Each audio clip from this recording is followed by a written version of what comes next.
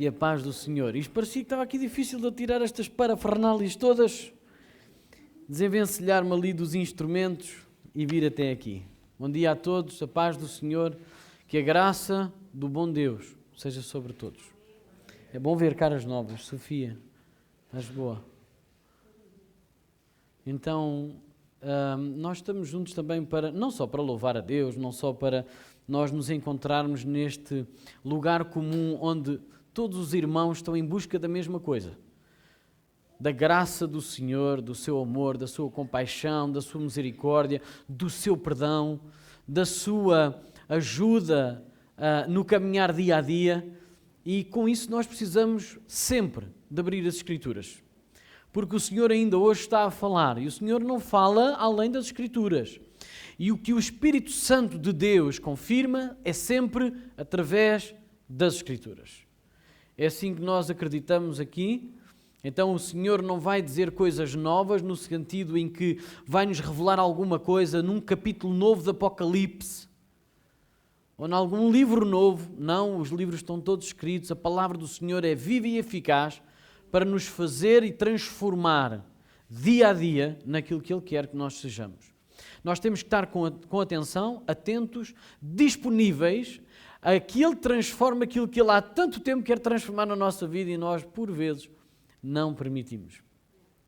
Nós hoje vamos ver que o Senhor usa até mesmo as adversidades, as dificuldades da igreja ou na igreja para que a igreja seja edificada. Podem abrir comigo as Escrituras em Atos, no capítulo 6, do verso 1 a 8, e este vai ser o nosso texto. Vai ser o nosso texto de reflexão desta manhã, e eu acredito que nós temos algumas coisas para aprender. Eu tenho que mudar o chip agora da parte da música para a parte da pregação. Para pensar em acordes, e eu tenho que começar a pensar em aqui, estas coisas todas. Já abriram comigo? Atos 6, versículos 1 a 8. Diz assim: Ora, naqueles dias, multiplicando-se o número dos discípulos, houve murmuração dos helenistas contra os hebreus, porque as viúvas deles estavam sendo esquecidas na distribuição diária. Então os 12 convocaram a comunidade dos discípulos e disseram: Não é razoável que nós abandonemos a palavra de Deus para servir às mesas. Mas, irmãos, escolhei dentre vós 7 homens de boa reputação, cheios do espírito e de sabedoria, aos quais encarregaremos deste serviço.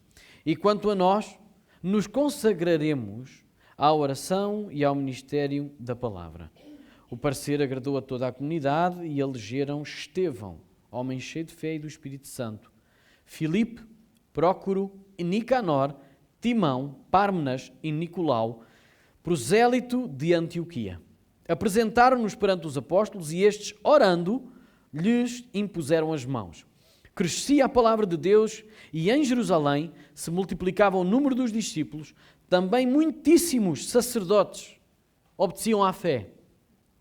Estevão, cheio de graça e poder, fazia prodígios e grandes sinais entre o povo.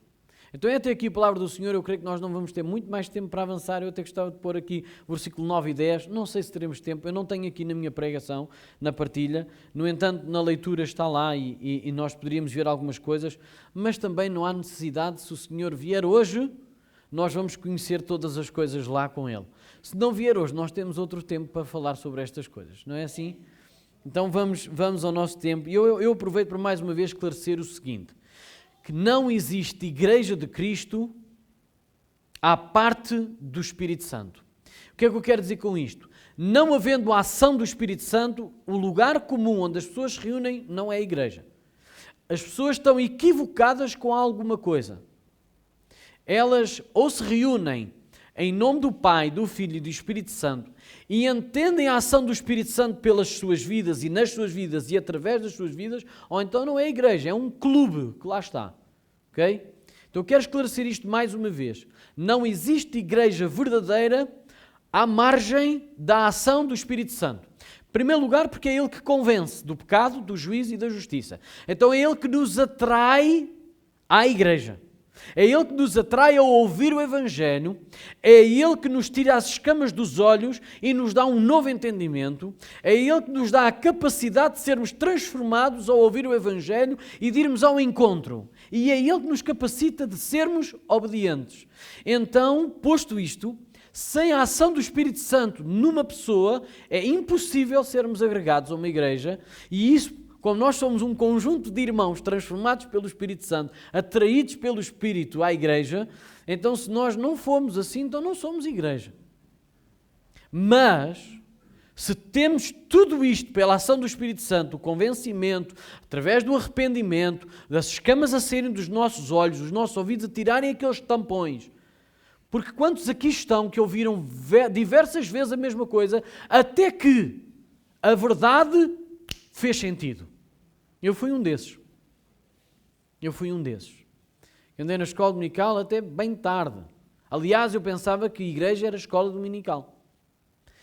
Não havia para além disso. O culto era para os velhos. Era assim que me era na vida. Eu não sei se foi assim que me foi apresentado, mas era assim que eu pensava, ok? Então, quando eu cheguei ali aos meus 13, 14 anos, eu pensei, isto não faz sentido mais para mim. Já conheço as histórias que contam, já conheço as histórias antes dos professores começarem a contar. Eram os mesmos professores, eram as mesmas histórias, e eu pensei que estava suficiente. Até que o Senhor, numa tempestade da minha vida, me enviou mais uma vez o mesmo professor, que até era meu avô, falar das mesmas coisas que ele já me tinha falado, mas naquele dia fez-se luz. E eu deixei o meu avô ir embora e disse aos meus pais, neste caso à minha mãe, porquê é que vocês nunca me contaram isto? Ou seja, a culpa não é deles, eu não posso estar, o ser humano é assim, o pecador é assim. Porquê é que tu fizeste? Porquê é que tu não me disseste? Porquê é que tu... A realidade é eu não conseguia ver, se não fosse o Espírito Santo a transformar a minha vida, a limpar os meus olhos, a tirar os tacos de grandes dos meus ouvidos, a amaciar o meu coração, a tirar aquele coração de pedra e a pôr um de carne que fosse sensível à voz do Espírito. Então eu quero esclarecer mais uma vez e que fique ponto assente. Sem a ação do Espírito Santo não existe igreja de Cristo verdadeira. Glória a Deus por isso. A igreja de Cristo sempre cresceu e sempre avançou. Ouça, independente das condições atmosféricas e ambientais, culturais, sempre avançou. Sempre. E nas condições mais severas, de perseguição mais severa, foi aí que a igreja ainda avançou com mais ousadia e com mais efervescência e com mais crédito. Porque quando as coisas estão todas bem, está-se bem.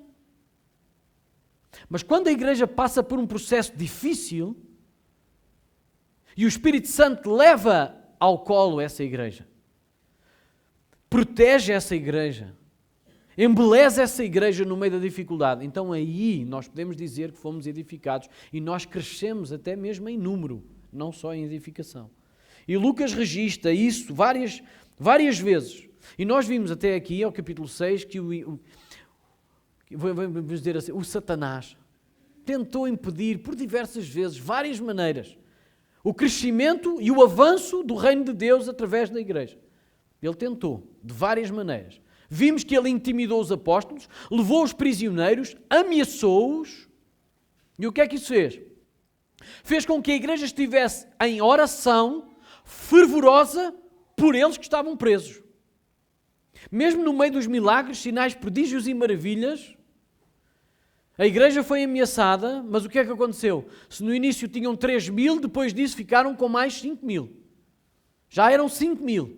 A igreja crescia e fervia no meio da tribulação, no meio da perseguição, no meio da ameaça, no meio da dificuldade.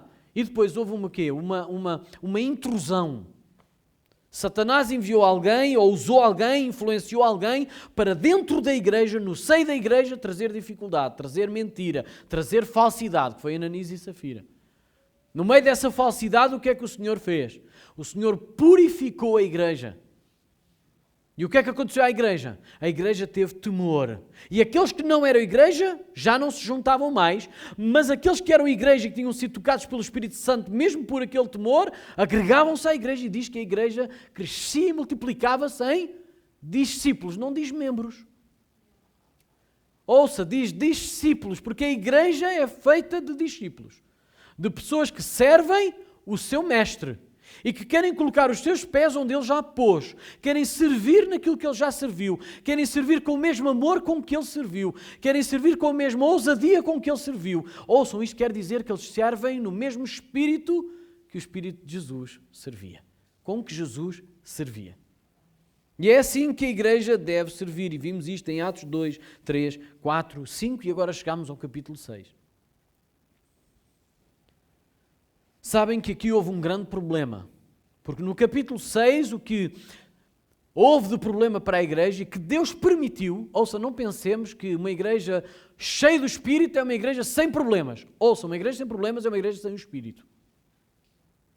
Por aquilo que as Escrituras nos ensinam, Satanás não vai perturbar uma coisa que já está ganha por ele, ok?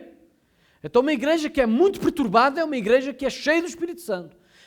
No entanto, nós precisamos de depender dele para sair desses problemas, usando esses problemas como oportunidades.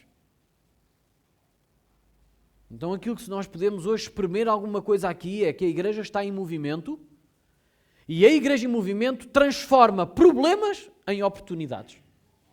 E quando eu digo igreja, nós estamos a falar de pessoas individualmente também. Porque eu, se não fizer isto na minha vida, o que é que faz? Jonas, vocês estão no mesmo barco que eu. Então, se a minha vida está em tempestade, vocês também vivem essa tempestade. Escusam de pensar, isso é humanismo hoje em dia. Na igreja já entrou o humanismo, cada um sabe de si. E Deus sabe de todos. Ouça, isso não é uma frase bíblica. A frase bíblica é que todos nós somos um. E dependemos uns dos outros. E que o que um sofre, os outros sofrem também, mesmo não sabendo. Sejam bênçãos espirituais, sejam bênçãos físicas, sejam bênçãos financeiras. Ouça, está a ouvir o que eu estou a dizer? A igreja deve beneficiar do todo, do bem e do mal. Porque é só no mal, quando nós, é que nos podemos edificar uns aos outros. Se eu não consigo saber o que o Nuno está a passar, eu não consigo ter compaixão por ele. Se nós estamos à parte uns dos outros claro que nós não estamos dentro da casa uns dos outros sempre sistematicamente, mas ouça, também não, fazer o inverso também não é certo. Não estou aqui a dizer que nós devemos abrir a casa e estar toda a gente lá dentro ao mesmo tempo. Não, mas também nunca abrir a nossa casa para nunca ninguém estar lá dentro. Não está certo. Nós devemos ser bons hospitaleiros, receber as pessoas, estar uns com os outros. Isso é bíblico, porque é assim que a igreja vai crescendo. Sabe que os apóstolos tinham sempre em mente as palavras do Mestre. Eles sabiam muito bem que estas dificuldades, estas tempestades não iam impedir o avanço da igreja, porque eles lembravam-se da voz do Mestre. Quando Pedro e os discípulos estavam a discutir entre uns e outros acerca de quem era Cristo, por causa daquilo que eles tinham ouvido na cidade, e Jesus chega ao pé deles e diz assim, ok, o que é que eles dizem que eu sou? Olha, uns dizem que tu és Elias, outros dizem que tu és o profeta, outros dizem... E ok, então e o que é que vocês dizem que eu sou?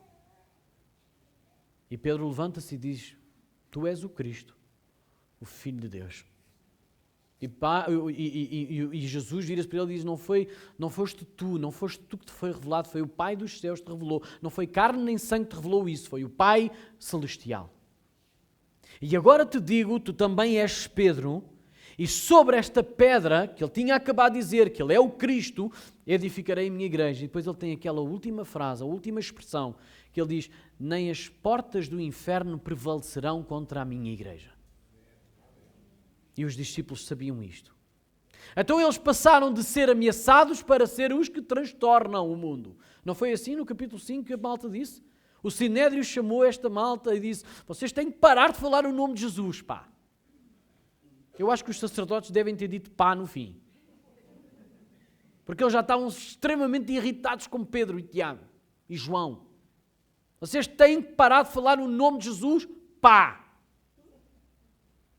senão levam. E o que é que eles disseram? Exatamente igual que tinham dito no capítulo 2, quando também tinham sido ameaçados pelo próprio Sinédrio, que eram os tribunais daquela altura, era o tribunal, era o juiz, perante o juiz. Não falem mais no nome de Jesus, não digam que ele ressuscitou dos mortos. E eles dizem assim no início, convém mais obedecer a Deus ou aos homens? Agora, eles dizem a mesma coisa, mas com afirmação. Convém mais obedecer a Deus do que aos homens. Já nos foi provado isso. As tuas ameaças não são nada para nós. O que é que aconteceu? A igreja tremeu. Quando digo tremeu, não é de medo. É de ousadia, é de poder. Diz que quando a igreja orou, o lugar onde eles estavam estremeceu. Sabe o que é que isso quer dizer? É Deus a dizer, eu sou convosco. Quando Moisés não procurou por Deus, mas foi chamado por Deus, e sempre que ele estava diante de Deus, sabe o que é que acontecia naquele lugar? Fumaça extrema, espessa, ninguém via ninguém, tremores de terra, relâmpagos, trovões, até o povo dizia, opa, não queremos ouvir mais nada, fala-nos tu. Então o lugar onde Deus estava, onde Deus mostrava, eu estou convosco, estremeceu. Oh, glória a Deus! E sabe, isto era necessário naquele tempo, porque eles estavam a ser extremamente ameaçados. Nós hoje, não. Fisicamente, não. Mas eu quero vos dizer o seguinte, espiritualmente, muito mais. Muito mais. Porque quando nós achamos que está tudo bem, e as ideias humanistas entram pela congregação adentro, e nós vamos, não sendo ameaçados, vamos aceitando aquilo. Realmente faz sentido. Eu tenho que gostar mais de mim. Eu tenho que me valorizar mais. Na realidade, eu tenho que dizer direito ao espelho, eu sou capaz. Tu és capaz. A solução está em ti. Ouça, isto é humanismo, que já entrou pela igreja adentro. Nós hoje não temos muitos pregadores, temos muitos coaches. São coxers. São coxos. E que fazem os outros andar coxos também. Porquê? Porque começam a ter lá no centro, eles retiram Cristo e colocam o eu. Eu sou capaz, eu sou capaz. Eu consigo, eu presto, eu valho. E aquilo que a Bíblia diz, através de Paulo e os discípulos e o próprio Jesus, quando lhe dizem uma vez, e ele podia dizer que ele era bom, sim ou não? Uma. Ele podia dizer que era bom. Quando um homem chegou ao pé dele e disse, bom mestre, e ele disse, porquê é que dizes que sou bom? Não há ninguém bom senão Deus. Ele era Deus. Ele podia dizer que ele era bom, mas ele quis dar uma lição. A primeira lição é que nós não somos bons. Romanos de 1 a 3 mostram claríssimo que nós não somos bons, nem para nós mesmos.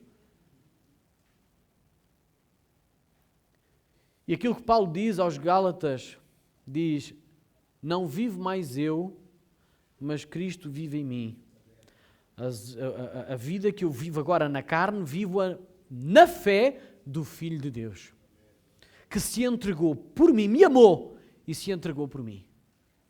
Ou se ele tinha a consciência de que ele afinal não era bom, que as suas intenções não eram boas. À margem da orientação do Espírito Santo, nós só fazemos asneiras. Só fazemos asneiras. Mas neste momento, sabem o que é que eles tinham esta coisa em mente? A igreja não vai ser impedida de avançar. O reino de Deus vai ser aumentado dia após dia. Nós só temos de nos lembrar de uma coisa. Lembram-se da oração que eles fizeram no capítulo 4, enquanto estavam a ser ameaçados? A oração que eles fizeram em comum, que fez as paredes abanarem do lugar onde eles estavam. Eles dizem assim, Pai Celestial, Criador dos céus e da terra, que fizeste todas as coisas que nós não vemos e as que vemos. Enquanto eles estão a ameaçar-nos, estende a tua mão.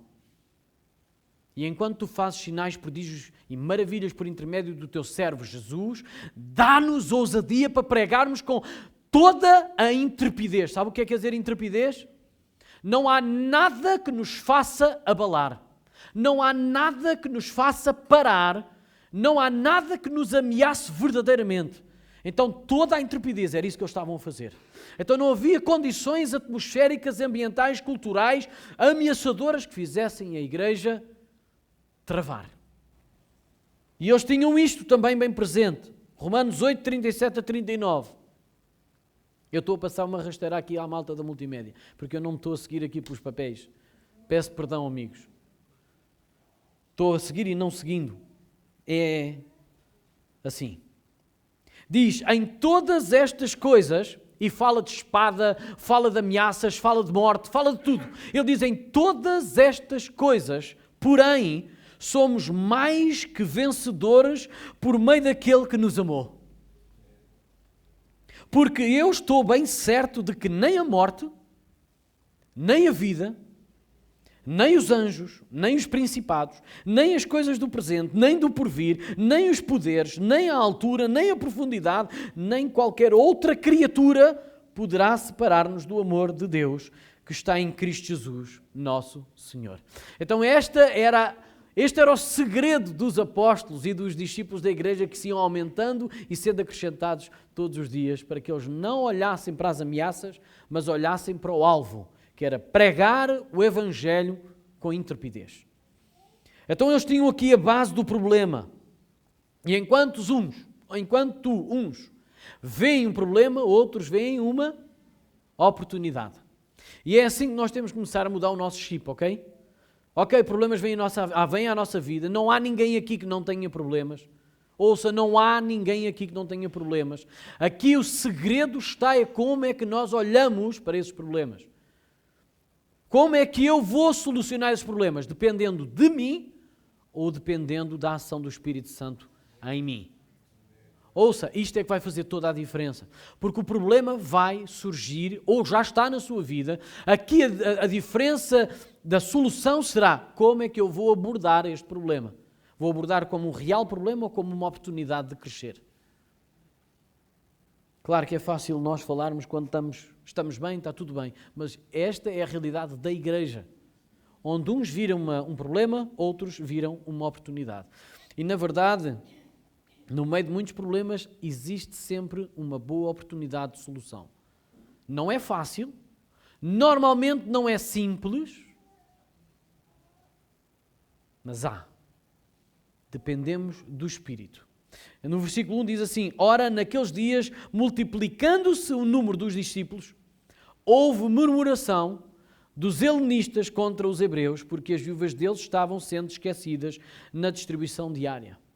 Ora, naqueles dias, o que é que isto quer dizer? Até este ponto do livro de Atos, os ataques de Satanás à igreja já eram bem conhecidos, ou seja, não era no meio da facilidade. Então, naqueles dias, quer dizer, no meio de tanta ameaça, tanta tribulação, no meio de dificuldades, naqueles dias houve mais um problema. Mais um ataque de Satanás. Se já não tinha solucionado, se ele não tinha conseguido através da intimidação, da ameaça, se não tinha conseguido até na infiltração de gente que não é crente, que se diz crente para parecer crente, Ananias e Safira, se até isso não tinha surtido efeito, então o que é que ele agora queria? Eu vou colocar murmuração entre crentes. Problemas entre crentes. E aquilo tem que surtir efeito. E este era mais um problema que surgia na igreja e agora eles quiseram ver se era um problema, se era uma oportunidade. E ele tentou de muitas formas essa oposição. Muitas formas, muitas estratégias. Todas mal sucedidas. Ouça, todas mal sucedidas. Sabe porquê? Porque a igreja sabia que não dependia de si mesma, mas que dependia da ação do Espírito Santo através de si. E por isso é que todas essas estratégias foram mal sucedidas. Não pararam a igreja, nem retardaram a obra da igreja. Agora Satanás esperava dividir para conquistar, colocando um grupo de cristãos contra o outro. Ora, pela multiplicação de muitos discípulos, sabe que aqui nós vemos que havia sucesso na partilha do Evangelho. Quando há a multiplicação dos próprios discípulos, está a haver sucesso nessa partilha. Então nós notamos que todos esses ataques até ao momento tinham tido um efeito contrário àquilo que pretendia. Satanás queria travar a obra e a obra estava a aumentar. Então houve aqui o problema. A base do problema foi a murmuração dos helenistas contra os hebreus. Deixem-me simplificar um pouco esta explicação. Helenistas Quem é que sabe o que quer dizer helenista? Vá, não tenham dificuldade em... Porque eu vou explicar na mesma, ok? Então, helenista é um judeu de origem judaica, aqui, ok? Aqui. Porque helenista, de uma forma geral, é um grego. É alguém que teve a cultura e a formação, a leitura em grego, tudo em grego. E era uma cultura helenista, ou seja, na altura era o mundo todo tinha essa cultura, era a mesma língua, era a língua grega. Então aqui quando diz helenista, está aqui a falar nos crentes judeus que tinham a cultura e a formação helenista, grega. Ou seja, todos aqueles que tinham saído do seu país, tinham nascido fora do país, sabiam o grego, a língua materna deles era o grego e tudo mais, ainda que tivessem uma costela judaica, eles eram de formação e cultura grega. No entanto, aqui a igreja ainda não se tinha expandido para fora dos judeus. Estão recordados disso? Quando é que a igreja é expandida para fora dos judeus? Capítulo 9, ou seja, neste caso 10, quando Pedro vai até à casa de Cornélio em Cesareia e ele era um homem romano. Ele era de cultura grega. Ok? Então este foi a primeira vez que o Evangelho foi pregado e foi aceito e foi reconhecido como fora dos judeus. Então neste caso, helenistas, quer dizer aqueles que já tinham saído do país, mas que agora estavam cá e eram crentes, eram cristãos, transformados, renovados, mas tinham a cultura grega. Isto era um grupo. E o outro grupo qual era? Aqueles judeus ferrenhos tinham sido convertidos à igreja, ao cristianismo, a Cristo, mas tinham a formação e cultura hebraica. Então temos aqui dois grupos que estavam a roer uns aos outros por inveja. Neste caso eram os da cultura grega, que estavam a ter um queixume sobre a má divisão, a divisão não equitativa, não igual, entre as suas viúvas e as viúvas judaicas, de origem judaica. Ok, este é o problema, esta é a base do problema. E aqui a distribuição diária, que é uma assistência social, estava a ser feita de forma não equitativa, não era igualitária, não estava a ser bem feita. E a primeira igreja tomou seriamente como sua responsabilidade, e isto é importante, sustentar as viúvas das suas congregações. E isto já vinha desde a lei também. Então eles não perderam os bons costumes que a lei trouxeram, mas eles cuidavam das suas viúvas, e a primeira igreja, a igreja primitiva, fez disto um ministério. E eles cuidavam das suas viúvas, ainda que depois nós tenhamos a ideia do que é uma real viúva ou não é viúva. Ok? Para a igreja, nem toda a gente que não tem marido é viúva, porque aqueles que, ou reconhecida como viúva para ser sustentada pela igreja, porque aquelas viúvas tinham filhos e que as podiam sustentar, deviam sustentar. Isso não devia pesar então à igreja. Então havia aqui até uma responsabilização muito interessante, que agora hoje não vamos falar sobre isso, mas era muito interessante toda esta cultura bíblica a ser trazida para a igreja. Mas havia aqui um ministério a ser desenvolvido, cuidar das viúvas. E não estava a ser bem feito. Então nós temos aqui uma divisão que está a crescer. A murmuração foi reconhecida entre os responsáveis. Ouçam, nós temos que ver aqui alguns pontos. A Bíblia não menciona que esta negligência foi deliberada. Aqui não diz que os apóstolos estavam a torcer mais pelos judeus do que pelos helenistas. A Bíblia não menciona isso e não sugere isso, sequer. É um trabalho tão grande, tão minucioso, tão pormenorizado, tem que ser tão bem feito que os apóstolos não conseguiam fazer isto tudo de forma igual e de forma excelente. A Bíblia não está a dizer que foi mal feita por consciência. A causa mais provável foi uma administração ou uma supervisão debilitada, que acontece em todas as áreas e em todas as instituições. Em segundo lugar, numa congregação daquela dimensão, isto é o John MacArthur que está a dizer, na realidade se o John MacArthur é que diz isto, e ele tem consciência, porque ele tem uma igreja com 10 mil membros, e ele tem noção de que quando ele foi convidado para ir para lá, ele disse assim, olhem, eu não vou para aí sozinho, separem-me 40 pastores para trabalharem diretamente comigo. E depois, quando vocês separarem essas 40 pessoas, então eu vou trabalhar com vocês e vou ser o vosso pastor. Então ele tem noção de que numa igreja, numa congregação desta dimensão, é inevitável que as necessidades de alguém sejam negligenciadas. Então é natural que isto aconteça. Também diz aqui em terceiro ponto, e nós devemos ter isto bem assente, Satanás ama usar erros não intencionais. Ouça, afinal eu não tinha intenção, mas causei o erro. E Satanás gosta imenso de usar esses erros não intencionais para perturbar a igreja, para trazer conflito. E os cristãos de fala hebraica estavam corretos nos seus corações.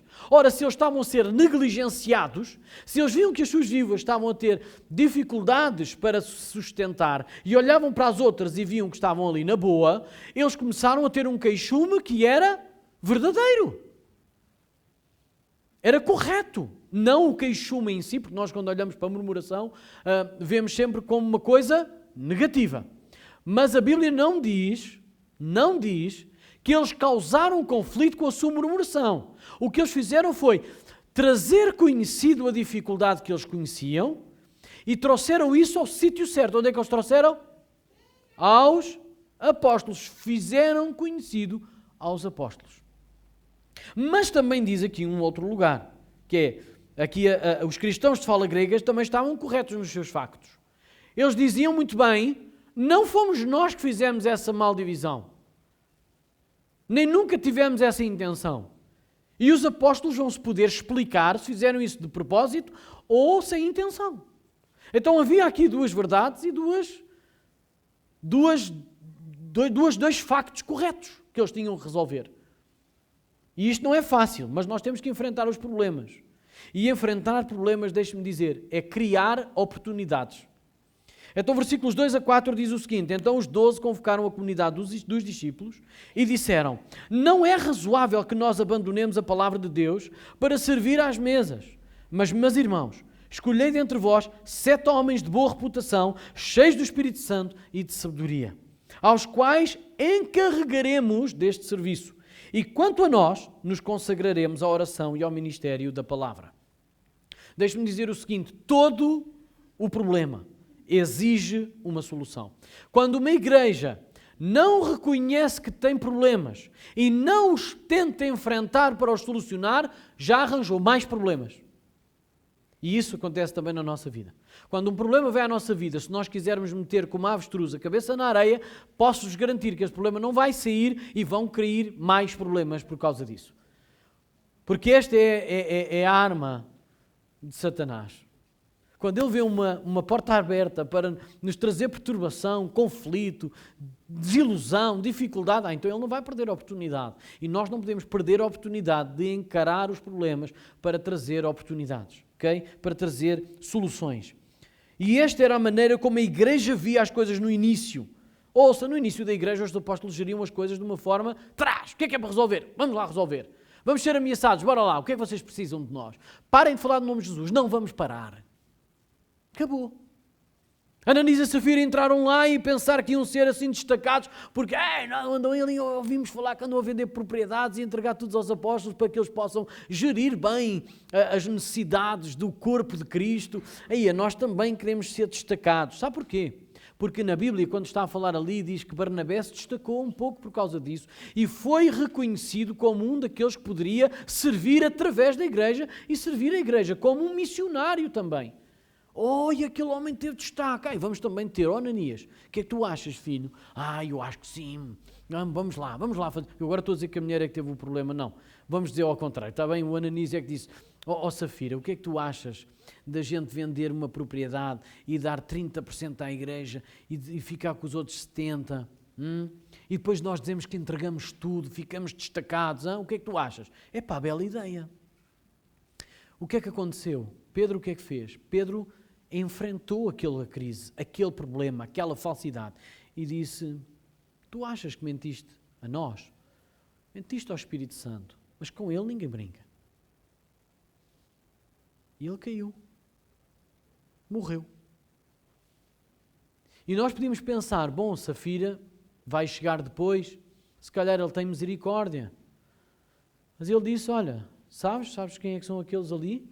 aqueles que levaram o teu marido para a sepultura. E ela caiu num exato momento. São eles que te vão levar a ti também. Então eles enfrentavam os problemas, porque eles não dependiam de si, eles dependiam do Espírito Santo. Então os apóstolos estavam bem cientes da sua responsabilidade e função, porque eles disseram, olha, não convém, não é razoável que nós deixemos a nossa prioridade. A nossa prioridade é o quê? A oração e a ministração da palavra. Ok, é justo. Eles não discutiram sequer se era justo o que eles estavam a dizer. Talvez não seja justo, porque nós somos só, imaginem, nós somos só 11, agora somos 12, porque nós instituímos também Matias, ok? Nós somos só 12, vocês já viram os milhares que vocês são? Já viram a quantidade de viúvas que estão inscritas aqui na assistência social? Vocês têm noção do nosso trabalho? Eles, em vez de se queixarem, dizerem, nós somos uns coitadinhos, temos tanto trabalho, isto é pregar todos os dias, isto é aconselhar a toda a hora, isto é tanta coisa. Não, eles não se queixaram. Eles disseram só o seguinte, ok, mas não é razoável que nós deixemos o nosso trabalho e a nossa prioridade, porque a nossa prioridade é a oração e o ensino da palavra. Então vocês devem ser responsabilizados também. E é isto que é muito interessante. Eles disseram não só não é razoável, como eles disseram, escolhei dentre vós. Então não é na liderança que está todas as decisões, e a liderança deve entender estas coisas, porque nós não conseguimos chegar a todo lado. Quando uma liderança não entende esta parte, então vai ficar coxa para o resto da vida, enquanto não abrir a mente e pensar, ok, qual é a nossa prioridade? Oração e ministração da palavra. Então todas as outras coisas nós temos que responsabilizar quem? O resto da igreja. Então eles disseram logo, eles reuniram toda a Assembleia dos crentes, que até à altura eram crentes, e eles disseram, escolhei dentre vós pessoas com estas 3 características: cheios do Espírito Santo, bom testemunho e de sabedoria. Não disse pela mesma ordem que a Bíblia diz, cheios do Espírito Santo, sabedoria e com bom testemunho. Ok, vocês agora escolham, entendam quem é. E tragam-nos a nós, porque eles não fizeram se der errado, foram vocês. Não foi isto. Querem ver o que aconteceu? Versículos 5 a 7 diz o seguinte: o parecer agradou a toda a comunidade e elegeram Estevão, homem cheio de fé e do Espírito Santo, Filipe, Prócoro, Nicanor, Timão, Pármenas e Nicolau, prosélito de Antioquia. Apresentaram-nos perante os apóstolos e estes, orando, lhes impuseram as mãos. Ouça, isto é muito interessante. Porque eles podiam ter dito, houve um problema? Ok, nós não conseguimos fazer tudo, é verdade. Mas agora vocês vão ser responsáveis. Agora escolham entre vocês.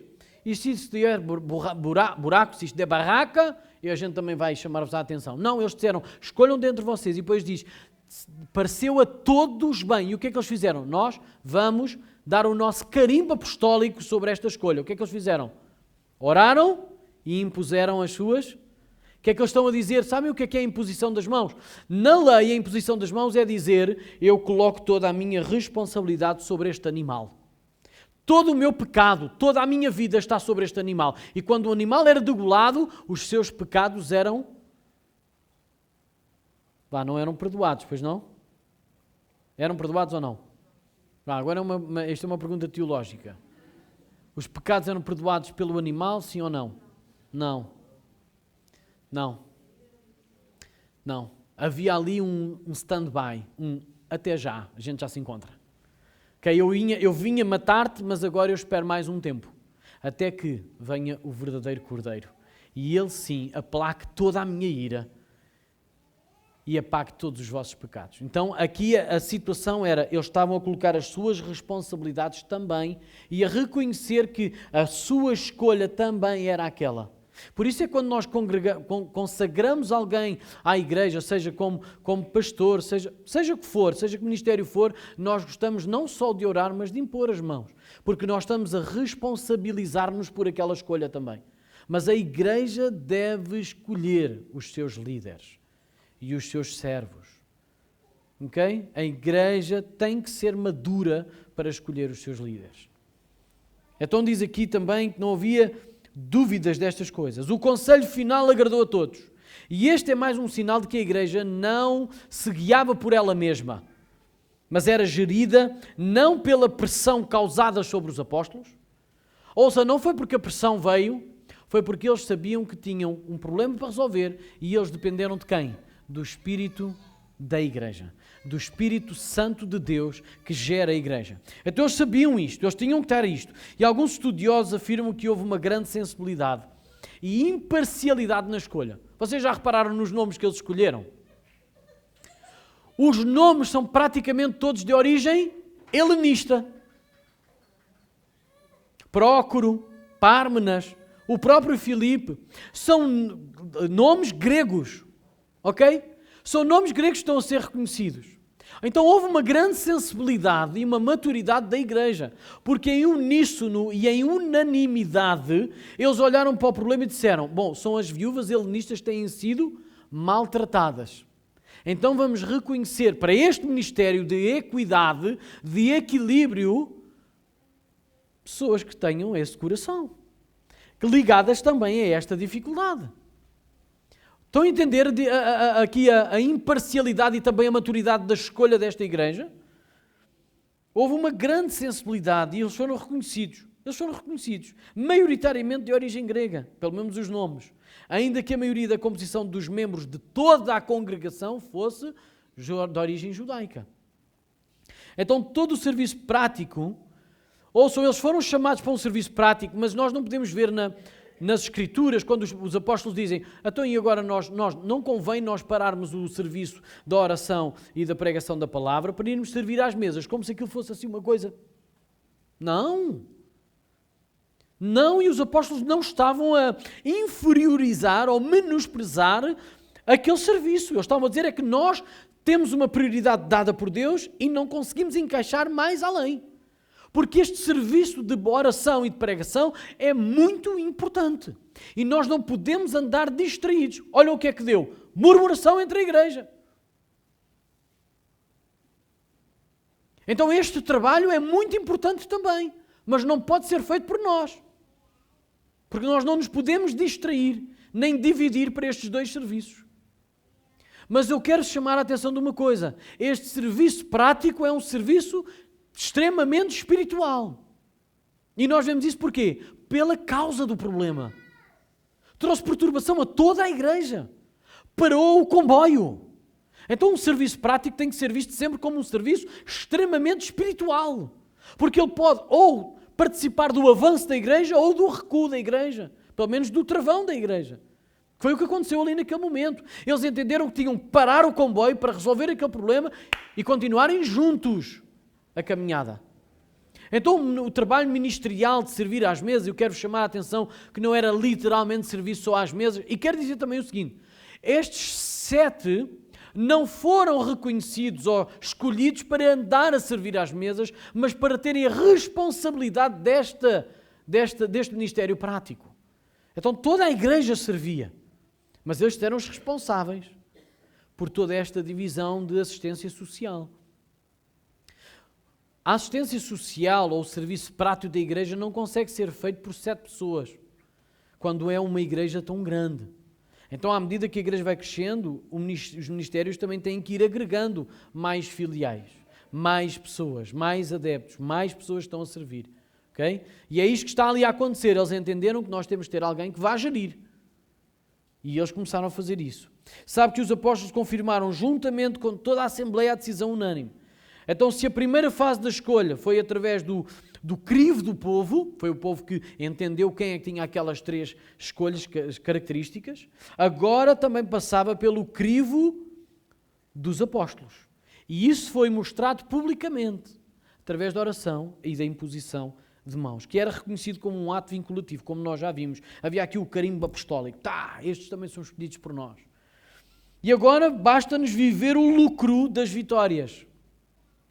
Repare no versículo 7 o que é que diz. Quando eles reconheceram o problema, enfrentaram o problema, eles agora vivem do lucro dessa oportunidade, desse investimento, de não ter fugido ao problema, mas ter enfrentado o problema. E foi criada uma oportunidade. Versículo 7 diz o seguinte: crescia a palavra de Deus E em Jerusalém se multiplicava o número dos discípulos. Ok, se o problema fez travar o comboio e eles perceberam, o comboio travou, temos que resolver isto, vamos lá, o que é preciso resolver? É isto. Então vamos resolver. O que é que diz agora? O comboio começou a avançar novamente e todos juntos estavam a crescer e a igreja estava a multiplicar-se.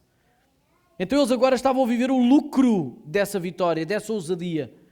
E diz que o número dos discípulos crescia. Também muitíssimos sacerdotes obedeciam à fé. Não está escrito porquê, mas deixe-me dizer só o que é que eu acho. Sabe que os sacerdotes eram aqueles que faziam parte de um tribunal, do tal Sinédrio, que resolviam as questões espirituais e civis do povo. E vocês imaginam, não é? Todos os dias chegavam ao Sinédrio coisas para resolver. Quem é que se lembra do rei Salomão? Que todos os dias tinha que resolver coisas. E havia coisas difíceis de resolver. Quando aquelas duas mães chegaram com um só filho e disseram, o filho é meu. Ambas a dizer, o filho é meu. Olha, é impossível. Impossível. Da mesma forma que é impossível duas mães terem um filho ter duas mães. Não sei se passou a mensagem. Passou? É impossível um filho ter duas mães. E o rei Salomão disse, temos que rachar uma mãe ao meio. Não, não foi isso, não. Temos que rachar um filho ao meio e dividir pelas duas. A mãe que não era mãe disse, o meu já morreu, que ela saber agora, olha, ao menos ela também não fica a rir-se de mim. E a verdadeira disse, não, o filho é dela.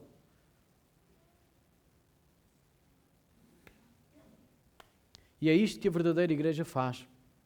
Não racha a igreja ao meio. Diz, ok, então vá.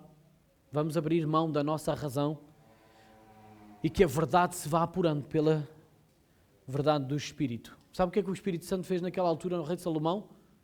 Pim! Que ele era burro. Lembra-se do rei Salomão? Era burro que doía. Se não fosse o Espírito Santo de Deus a dar-lhe uma sabedoria extrema, eu estou a inventar, ok? Deus mostrou-lhe o que é que ele tinha que fazer. Foi Deus que lhe mostrou. Da mesma forma que mostrou aqui à igreja. Não vamos dividir a igreja. Não vamos dividir a igreja. Nós vamos é purificar a igreja. Naquela altura, uma mãe ficou com o seu filho e a mãe verdadeira ficou com o seu. E aqui o que aconteceu foi, Satanás ficou com o seu problema para resolver e a igreja resolveu e avançou. Crescia em multidão a igreja. A igreja já estava a viver o lucro, crescia a palavra de Deus. Ouça, devemos sempre considerar o caminho que nos guiou até ao lucro. Porque isso vai nos revelando as ferramentas para nós prevenirmos futuras dificuldades. A igreja não teve sempre a ter que resolver as mesmas dificuldades, pois não? Sabe porquê? Porque a igreja aprendia. A igreja aprendia com os seus erros. E é isso que nós temos que perceber. Nós não devemos deixar de olhar para o caminho que nos trouxe até ao lucro. Porque é isso que nos vai beneficiar e prevenir de ter o mesmo problema ao longo do caminho.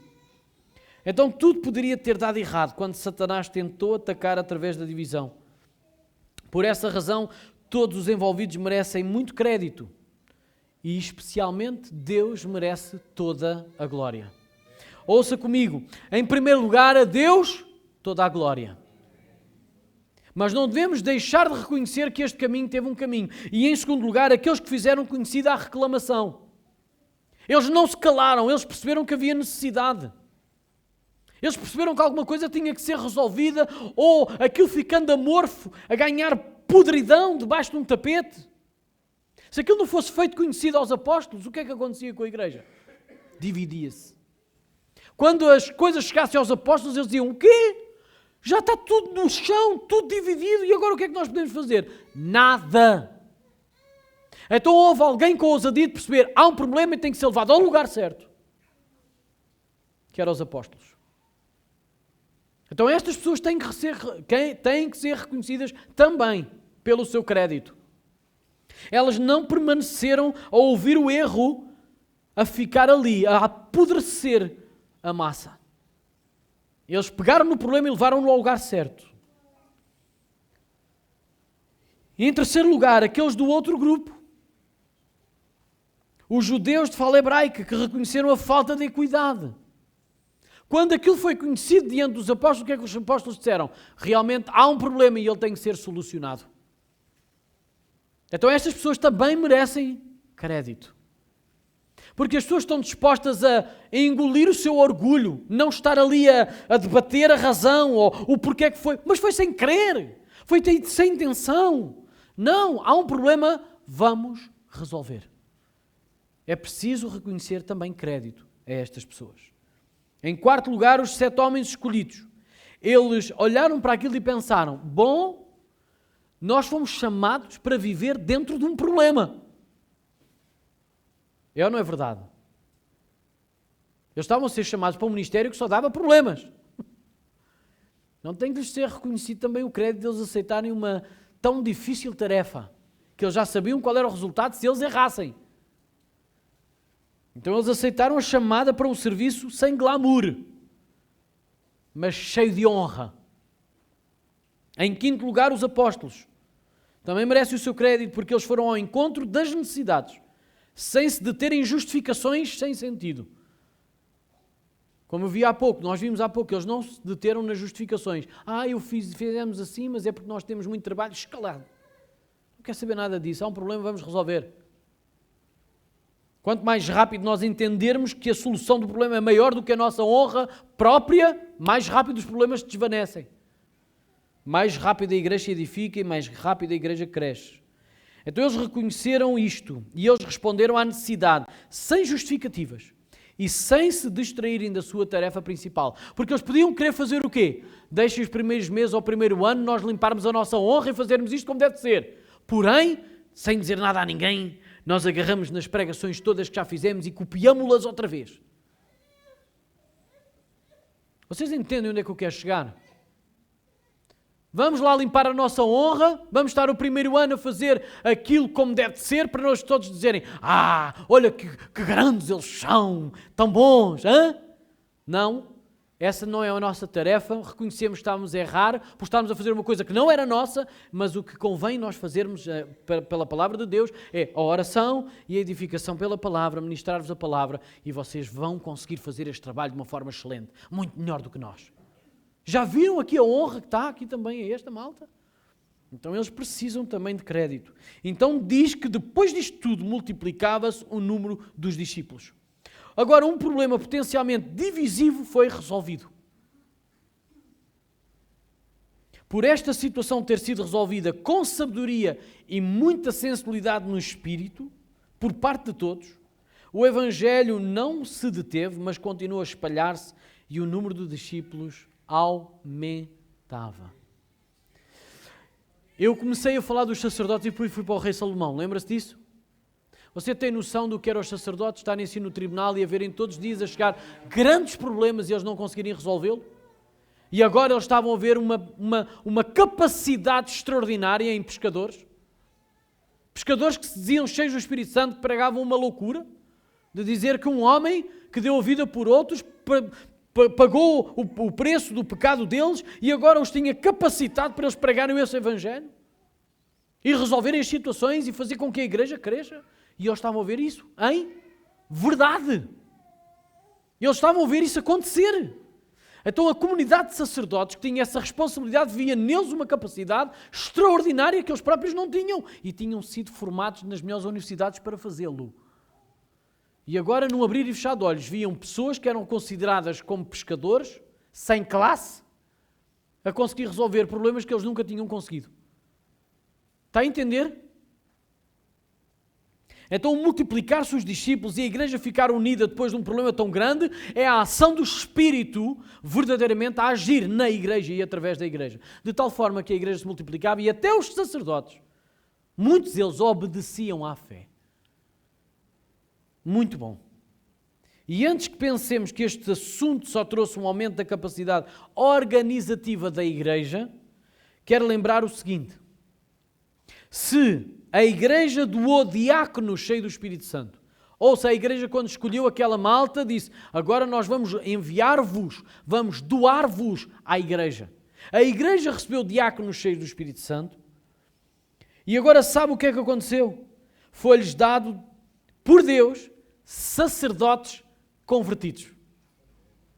A igreja foi edificada, foi trazido sacerdotes convertidos que obedeciam à fé.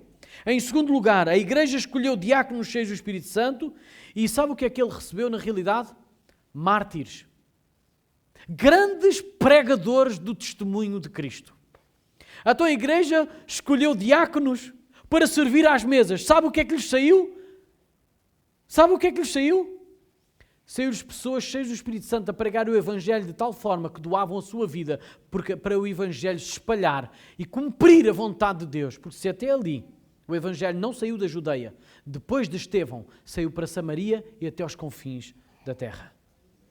Quando Estevão doou a sua vida, não só para servir às mesas, mas para pregar o Cristo verdadeiro, a igreja sentiu-se tão ameaçada que começou a sair da Judeia, de Jerusalém, a espalhar-se pela Judeia, chegando a Samaria e depois aos fins da terra. Então eles pensaram ter escolhido homens para servir às mesas, ou seja, para fazer coisas comuns, mas eles foram encontrados a fazer coisas completamente extraordinárias, incomuns, realizando sinais, prodígios e maravilhas entre as pessoas. Em quarto lugar, vemos a estratégia de Satanás. A estratégia de Satanás falhou. Ele tentou dividir a igreja, mas não funcionou. Mas a segunda estratégia de Satanás também falhou. Os apóstolos não foram distraídos do foco do ministério que Deus lhes tinha dado. Focar na palavra de Deus e na oração. Veja a astúcia, quão ele é astuto. Eu vou dividir a igreja e mesmo se isto não funcionar, eles vão se dedicar tanto para que a igreja não se divida que eles não vão conseguir ministrar mais a palavra de Deus. E o que é que eles fizeram na ação do Espírito Santo? Ok, fizemos mal o trabalho até aqui, então haja pessoas que façam, mas nós vamos continuar a pregar a palavra de Deus como nos foi enviado a fazer. Extraordinário. Então, quando todos conhecem o seu papel na sua humildade, quando todos conhecem o seu papel no corpo da igreja e estão dispostos a abnegarem-se para o bem do corpo, o Evangelho espalha-se e o número de discípulos aumenta. Desta forma, a igreja cumpre o seu papel e Deus recebe em tudo a honra e a glória para sempre na igreja e através da igreja. E amém, e amém.